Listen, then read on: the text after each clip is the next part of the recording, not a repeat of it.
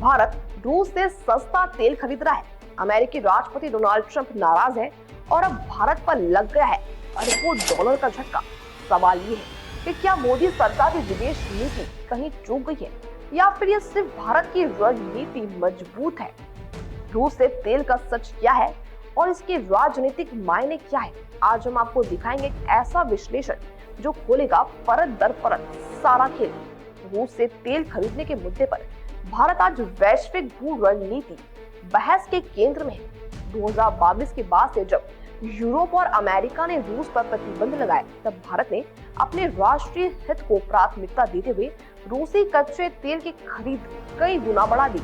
आंकड़े बताते हैं कि 2021 में जहां भारत ने आयात में रूस का हिस्सा मुश्किल से 3% था, वही आज 2024-25 में बढ़कर 22% से भी ऊपर चला गया है और आज रूस भारत का सबसे बड़ा तेल आपूर्तिकर्ता बन चुका है।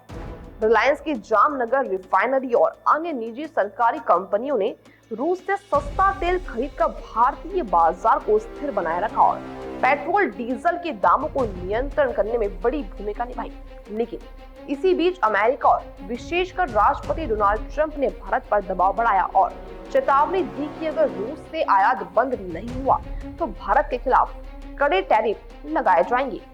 नतीजन अगस्त 2025 में अमेरिका ने भारत के निर्यात पर 50% तक का टैरिफ थोप दिया, जिससे सालाना 18 अरब डॉलर तक के व्यापार को झटका लग सकता है। ट्रंप का यह कदम भारतीय राजनीति में विपक्ष के लिए हथियार बन गया है, जो मोदी सरकार को विदेश नीति की असफलता साबित करने में जुटा हुआ है।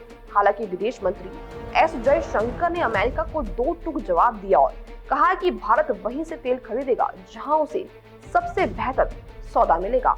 उन्होंने यह भी याद दिलाया कि पश्चिमी देश खुद रूस से ऊर्जा और अन्य व्यापार कर रहे हैं, तो फिर भारत पर अलग मानक क्यों लागू किए जाएं। इस रुख ने भारत की रणनीति स्वायत्तता या स्ट्रेटेजिक ऑटोनॉमी की नीति को और स्पष्ट किया, जिसका मकसद रूस, अमेरिका और चीन के बीच संतुलन बनाकर अपने राष्ट्रीय हितों की रक्षा करना है। हाँ, ये सही है कि अमेरिका टैरिफ से भारतीय निर्यातकों पर दबाव बढ़ा है और राजनीतिक तौर पर विपक्ष से भारत की झुकी हुई विदेशी नीति पर आ दे रहा है। लेकिन हकीकत ये है कि अगर भारत अचानक रूस से तेल लेना बंद कर दे तो न केवल घरेलू बाजार में ईंधन महंगा होगा, बल्कि पूरे वैश्विक सप्लाई चेन पर इसका असर पड़ेगा। इसलिए असल सवाल ये नहीं कि भारत फेल हुआ या नहीं, बल्कि ये है कि वह अपनी ऊर्जा सुरक्षा, कूटनीतिक दबाव और घरेलू राजनीतिक चुनौतियों के बीच संतुलन कितनी मजबूती से कायम रख पाता है।